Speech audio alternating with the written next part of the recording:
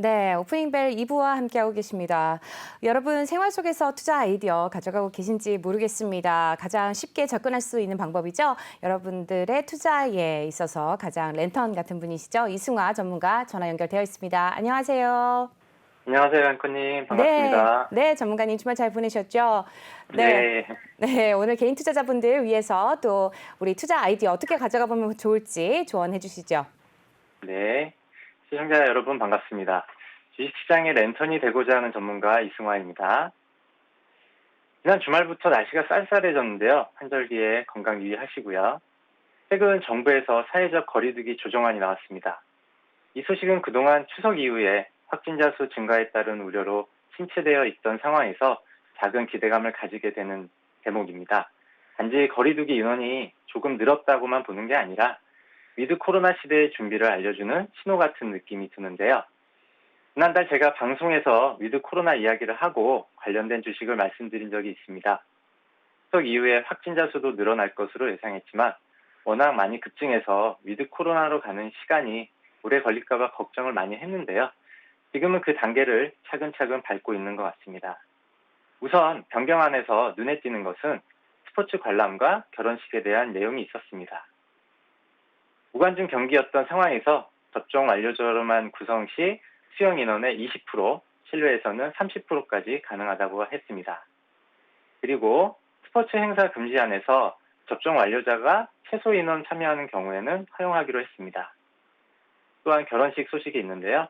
결혼식 인원도 접종 완료자 201명을 포함해서 250명까지 가능하고 식사 제공 여부도 완화된 모습입니다. 이 부분에 있어서 저는 위드 코로나 시대가 열릴 수도 있겠다는 생각이 듭니다. 비대면으로 즐기던 스포츠가 대면으로 되고 행사도 가능한 상태가 된다면 마스크만 잘 쓰고 다니면 조금 더 다양한 활동을 할 수 있지 않을까 생각이 드는데요. 그리고 최근 기사에 나온 어린이집도 위드 코로나의 시대가 열린 것 같습니다. 서울 어린이집 일부가 정상 개원으로 전환한다는 기사가 있었는데요. 그러면 이것은 무엇을 의미할까요? 네.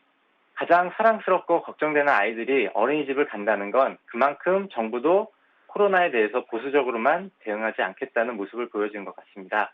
게다가 어린이들이 어린이집에 가면 부모님들도 조금 자유로운 활동을 할 수 있지 않을까 생각이 되는데요. 그동안 집에서 아이들만 챙기시느라 육아 스트레스도 있으실 거고 밀린 일들도 할 수 있을 가능성도 열린 거죠. 그래서 언택트가 컨택트로 전환되면서 자연스럽게 사람들의 만남도 잦아질 것으로 예상이 됩니다. 그리고 접종 완료자들에게 혜택이 돌아갈 수 있는 부분도 점점 접종률을 높여주면서 위드 코로나 시대로 더 가까이 갈 수 있을 것 같습니다. 그와 더불어 연말 행사도 하나둘씩 늘어날 것 같고요. 눌렸던 소비도 늘어날 것으로 예상되면서 앞으로 쇼핑몰이나 백화점의 인파도 늘어나겠죠. 최근 개봉된 007 시리즈나 베놈 시리즈가 개봉하면서 그동안 못 갔던 영화관도 갈 수 있을 것으로 생각이 됩니다. 그리고 각종 문화 행사와 콘서트도 열리지 않을까 추측해 보는데요. 그러면 제가 말씀드린 내용에 관련된 종목이 몇 개 있는데 한번 살펴보겠습니다. 네, 먼저 현대백화점입니다. 선택트 관련주들 중에서 백화점과 면세점 주식들이 제일 흐름이 늦었던 모습인데요. 현대백화점은 지금 저점을 계속 높여가면서 반등을 시도하고 있는 모습입니다. 그러면 연말 모임이 많으면 어디서 만날까요? 네, 각종 식당과 주점이겠죠. 그러면 알코올의 수요도 높아지리라고 생각이 드는데요. 맥주와 소주를 같이 생산하는 하이트 진로입니다. 최근 주가가 빠르게 회복하는 모습이고 저점 형성 후 다시 고개를 들고 있는 모습이네요. 그리고 얼마 전에 BTS의 신곡이 나왔는데요. 지금 하이브에서는 3분기 실적이 잘 나올 것으로 예상이 됩니다. BTS 투어 콘서트도 예상되어 있어서 4분기에는 실적이 더 좋아질 것으로 예상된다고 하네요. 그리고 예전에 언급드렸던 KB스타 FN 컨택트 대표 ETF입니다. 주가 조정 시 같이 살짝 조정을 받긴 했으나 큰 조정 없이 다시 초기 상장 가격을 회복하고 있는 모습입니다. ETF에 들어있는 종목 중에 하이브가 1위로 비중이 10% 정도 되고 강원랜드도 2위로 많이 들어있습니다. 구성 종목에 호텔신라나 이마트, 롯데쇼핑 등 익숙한 회사들이 많이 보이는데요. ETF에 관심을 가지신 분이 아니라도 여기서 사는 종목들이 어떤 게 있는지 추이를 보신다면 포트폴리오 종목을 고르는 아이디어로 얻으실 수 있으실 것 같습니다. 잠깐 언급드렸던 영화 관련주로는 CJ CGV가 있을 것 같은데요. 공사도 크게 오르지는 않았지만 조금씩 회복하는 모습입니다. 저도 몇 번 재밌는 영화가 나오면 분위기도 볼 겸 영화관을 가는데요. 그래도 예전보다 나아진 모습은 있지만 아직 활성화되지 않은 것 같습니다. 지금 보시는 거는 자녀석을 표시하고 있는 건데 평일이라 그래서 좀 썰렁한 모습은 있습니다. 최근 대형 블록버스터가 개봉 중이지만 평일에 아직 한산하고 요즘은 영화관과 함께 동시 개봉하는 OTT 서비스로 인해서 영화관이 예전만큼 붐비지 않을지도 모른다는 생각이 드는데요. 그 사례로 넷플릭스가 있고 그 다음 이번 11월에 시작되는 디즈니 플러스의 서비스도 관심 있게 보면 좋을 것 같습니다.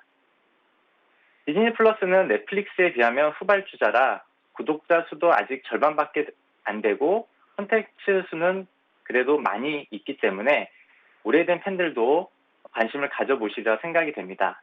특히 마블 팬들에게는 기다리던 서비스가 아닐까 생각이 되는데요.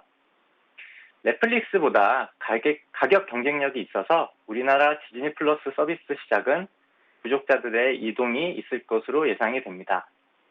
게다가 최근 디즈니 플러스 관련 수혜주들도 많이 오르는 모습을 보였는데요. 지금은 그 수혜의 차별화가 이루어질 것으로 생각이 됩니다. 지난번 다른 전문가님께서 언급을 하셨기 때문에 구체적인 회사는 생략하겠습니다.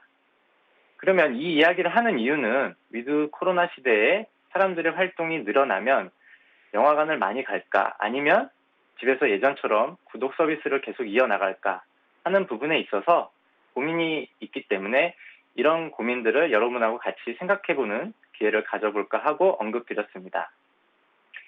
최근 집에서 있는 시간이 많아져서 예전보다 TV 시청도 많아지고 TV 화면의 대형화도 이루어진 것 같은데요. 그래서 꼭 영화관을 가지 않더라도 집에서 최근 개봉작을 볼 수 있고 가족끼리 같이 볼 수 있는데 왜 그 가격도 상당히 저렴합니다. 그리고 영화관에서 아직 음식을 취식하기 좀 어려운 부분이 있는데요. 영화관의 매출 중에서 쏠쏠한 게 팝콘 매출입니다.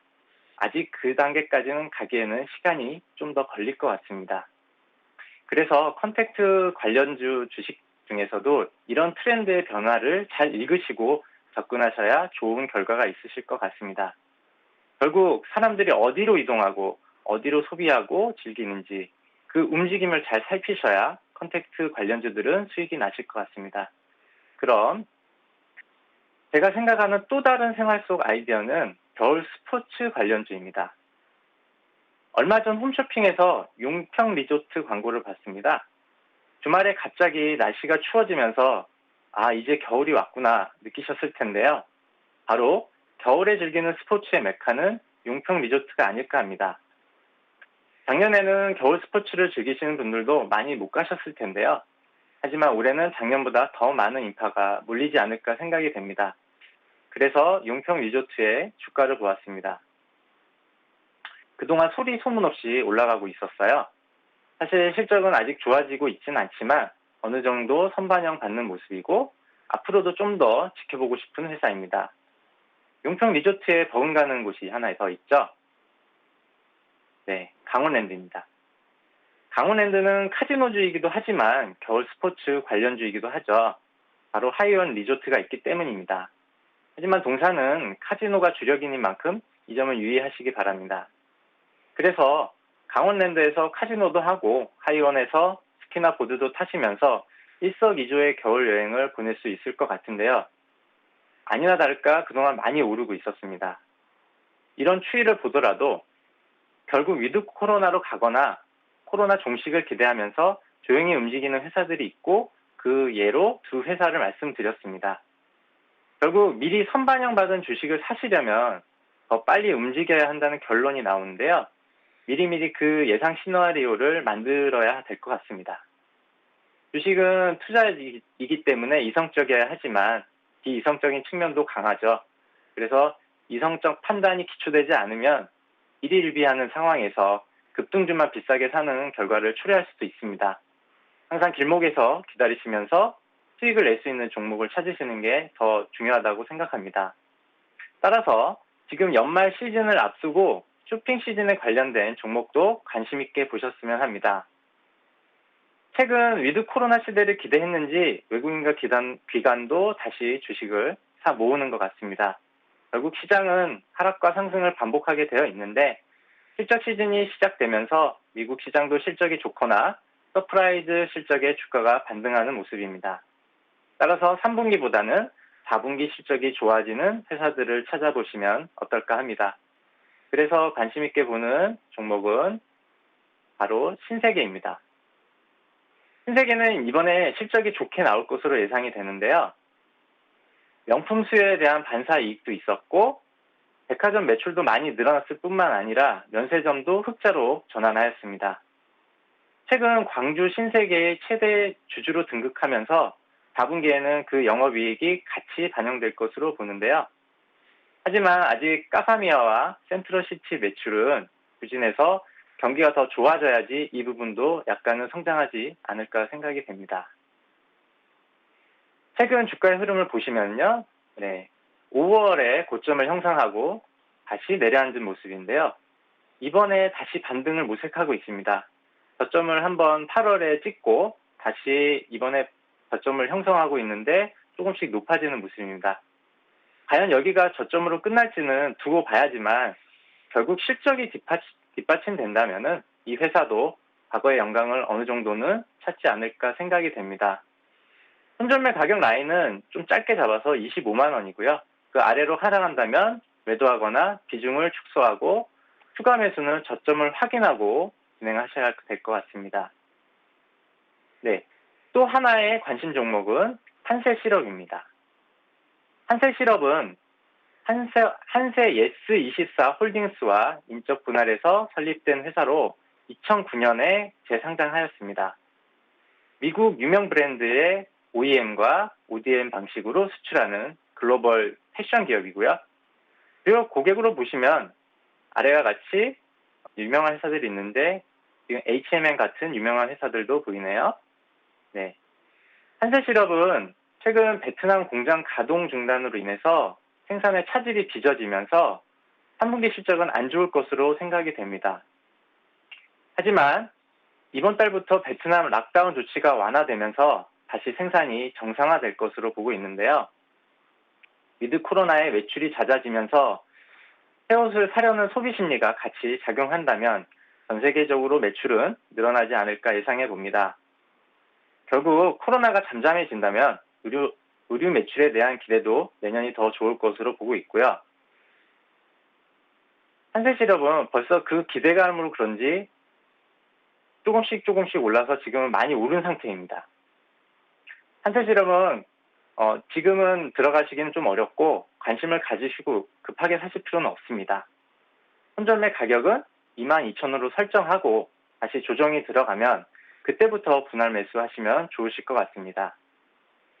관심 종목은 바로바로 매수하시는 게 아니라 본인의 생각대로 회사를 찬찬히 살펴보고 괜찮아 보이면 그때부터 분할 매수하시는 게 이런 변동성 장에서는 유익할 것 같습니다. 내가 오늘 사면 무조건 올라야 한다는 생각은 지양하시고 조정 시에 눌림목에서 들어가는 것이 제일 리스크를 관리하는 투자라고 봅니다. 그리고 손절목 가격도 본인이 정하시고 목표가에 욕심 내지 마시고 일부 이익 실현을 하시면서 이 변동성 장에서 시스템 트레이닝 관점으로 접근하셨으면 하는 바람입니다.